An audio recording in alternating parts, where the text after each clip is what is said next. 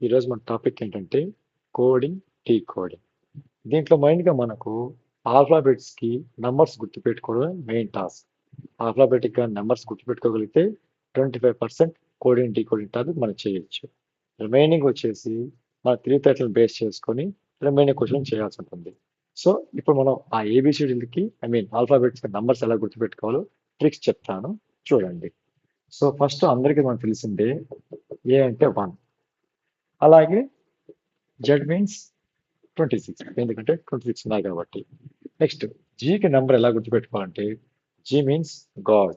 God అంటే మనకు తెలిసిన గాడ్ ఎవరు? ఏడుకొండలవాడు, కాబట్టి 7.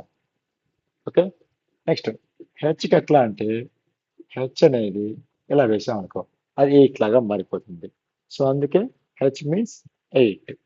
Next P. పి అంటే మనం మామూలుగా తెలుగు భాషను వాడుకుంటే P 16. 16 P. Okay. Next tea.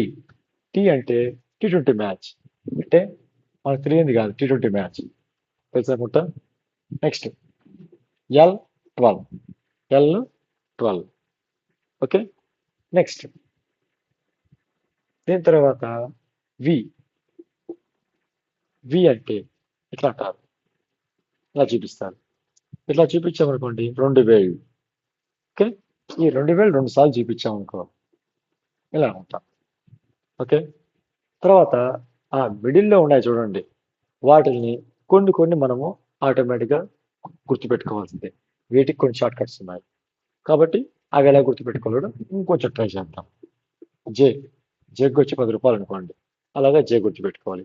So దానికి ఫ్రంట్ బ్యాక్ ఆటోమేటిక్గా గుర్తుండిపోతాయి. జే వచ్చి 10 అయితే దాని ఫ్రంట్లో ఏమవుతుంది? ఐ 9 అవుతుంది. నెక్స్ట్ మనకు ఏ నుంచి జెడ్ వరకు 26 నెంబర్స్ ఉన్నాయి, వాటిలో హాఫ్ 13. సో హాఫ్ దగ్గరకు వచ్చేప్పటికి ఖచ్చితంగా ఎం వస్తుంది. M means 13. దాని పక్కన ఉండే నెంబర్ ఎన్. ఎం 13 అప్పుడు ఎన్ ఆటోమేటిక్ గుర్తుపెట్టుకోగలుగుతాం. ఎన్ 14.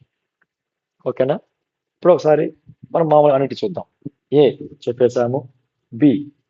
ఏబిసిడి ఈ 4 ప్రతి ఒక్కరు గుర్తుపెట్టుకోగలుగుతారు, ఎందుకంటే ఏ అంటే 1, బి అంటే 2, సి అంటే 3, డి అంటే 4, ఈ అంటే 5.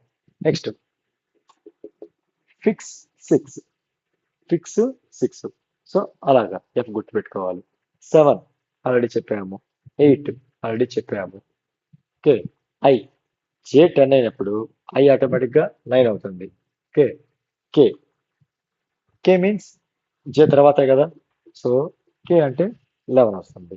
నెక్స్ట్ ఎల్ 12 ఇక్కడ ఉంది. ఎం ఆల్రెడీ చెప్పాము. ఎన్ 14. ఓ.